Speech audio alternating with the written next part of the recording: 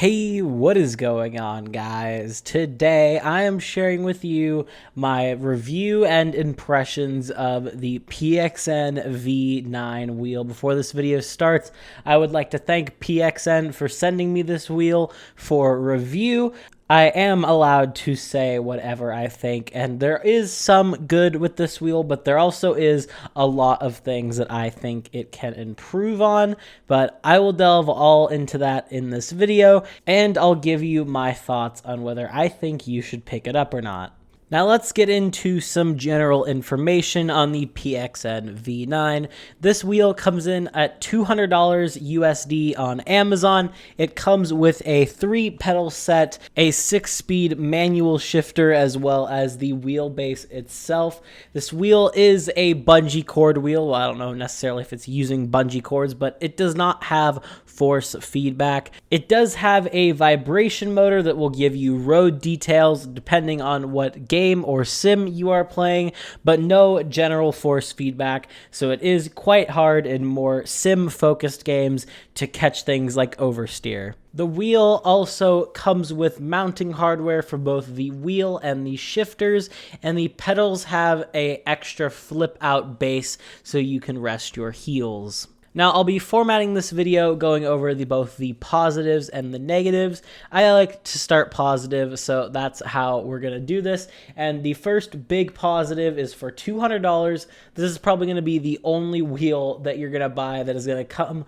with a manual shifter. You can, of course, buy the Logitech G923 and buy the additional shifter, but that is about, I think, about $50 extra USD. This comes right in the box, which is a big deal if you're trying to drive manual cars. Next up, I would say the mounting experience is a positive. It's all very easy. Everything kind of just clicks together and works, and it's just a bunch of table clamps, so nothing really big. There is sadly no holes to directly screw this thing into like a sim rig or anything like that, but I'm assuming at this price point, no one with a sim rig is going to be buying this.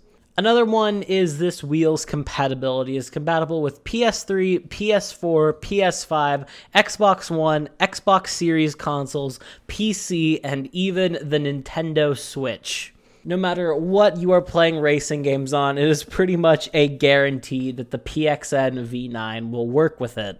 Another pro I would say that even some of the higher end wheels I can't really speak for is that this thing has a big community. So if you have any questions or issues that crop up, there is a community that will help you. I had to look up some things myself, and I'll get into more of that stuff in the negative side of things. But yeah, big community with this, so lots of help and answers on the internet. I also think the design language of this wheel, pedals, and everything looks very sleek and modern. It's definitely not going to be an eyesore if it's on your desk. But sadly, from here, I hate to say it, but that is where the positives end. Now to delve into the negatives, and the first big one is no force feedback. Now, I'm kind of putting an asterisk against this one because I guess if there was a neutral category in this video, then this would be it. The thing is, I don't think this wheel is meant for sim racing. I tried it with the Assetto Corsa, it works perfectly, but I don't think it is made for more sim-focused games. What I think and know that this wheel is made for is more arcade and more simcade games, such as Forza Horizon 5. On my CSL-DD, Forza Horizon 5's force feedback is literally just weight. There's no movement in the wheel. It is literally just weight. My CSL-DD literally feels like it's on bungee cords, and that is exactly how this wheel feels as well. So if you're playing those simcade games, there's no point in dishing out money for like a CSL-DD or even a G29 because you are going to be getting the exact same experience on this thing than you would a force feedback wheel. But on that note, let me talk about the most laughable thing about this wheel, and I will be sending a courtesy email to PXN. It would have been sent before this, giving them this full list of criticisms that I'm telling you right now, but the encoders on this wheel are the worst I have ever seen in a wheel. In Assetto Corsa, I'll play the clip right now, you can literally see the wheel notching between each detection point, and this makes it very difficult to play, especially sim racing games where you're making very, very little minute movements. They just will not be picked up at all on the PXN V9. Another negative about this wheel and everything else with it is that it is all 100% made out of plastic. The only metal on this wheel is the aluminum pedal faces, but besides that, the whole build of this wheel, the pedals, the shifter, everything is made out of plastic. And it's not a very premium feeling plastic. I mean, at the $200 price point, I'm not expecting like CSL DD faceplate levels of plastic, but it is just very cheap feeling. Now, this isn't necessarily a negative, like the Logitech G923 is mostly made out of plastic minus the wheel rim itself, which is wrapped in leather, but this thing didn't even really get that treatment. It does have hard leather grips, but it feels very, very similar to plastic. Just a little bit more grippy. Another massive negative is that all three pedals feel the same.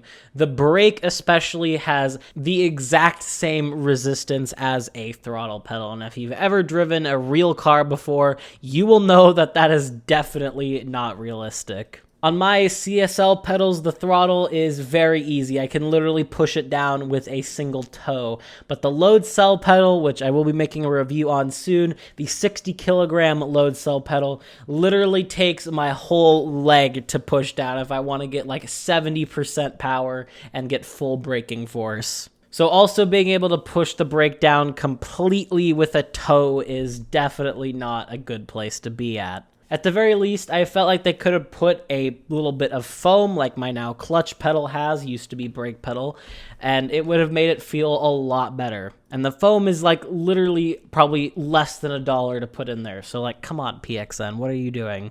Riding off of the plastic point, all of the mounting hardware is plastic. Now, it's not a force feedback wheel, so it's not that really big of a deal. It's not going to be like stressing the plastic or anything. I guess if I want to go that far, my CSL DD mount is plastic, but it just cheapens the whole feel of the wheel when even the mounting brackets are hollow plastic.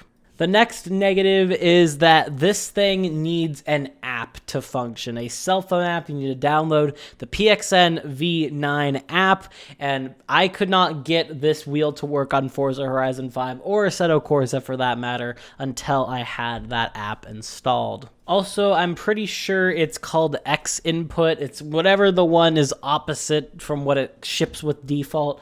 Put it into that mode because it does not work in whatever the default mode is on anything I've tried. I also had to install the V9 drivers as well, which isn't that big of a deal, but there were just so many setups and hoops to go through with this thing, especially with the mobile app. It just was not a very nice experience to get this thing set up to where it would finally work.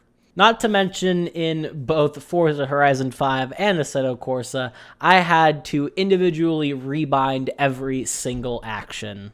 So I don't want to just leave this review with saying I don't recommend it, which, spoiler alert, I do not recommend this wheel in its current state to anyone, and I would actually recommend it if the encoders were not as bad. If this was actually a smooth turning experience in game, I would actually probably recommend this to people playing Forza and things like that, but I cannot recommend it in its current state. But I want to give some feedback to PXN because they were nice enough to send me this thing for review, and by sending this to me for review, that shows that they're confident in their product, which is nice, but it also has a lot of work to do. So let me dive into that right now. For $200, this wheel is overpriced for its bracket, its tier of hardware. I think if this thing was $150, $125 USD, it would be a lot easier to sell, but $200 without any sale is, before tax as well and shipping, is very ridiculous in my opinion. So what I would recommend PXN do, if I was the CEO of PXN, this is what I would be telling my wheel department, is drop the V9 to about $125. $200 and then make a new wheel with gear-driven systems, use the PXN as a base for all I care, and just put some force feedback in this thing, improve the encoders, and I think you have a very compelling wheel to buy, especially if you put it at about the $250, $275 price range. That wheel would be flying off the both physical and virtual shelves. The one thing that you probably haven't noticed I've talked about in the cons is the shifter.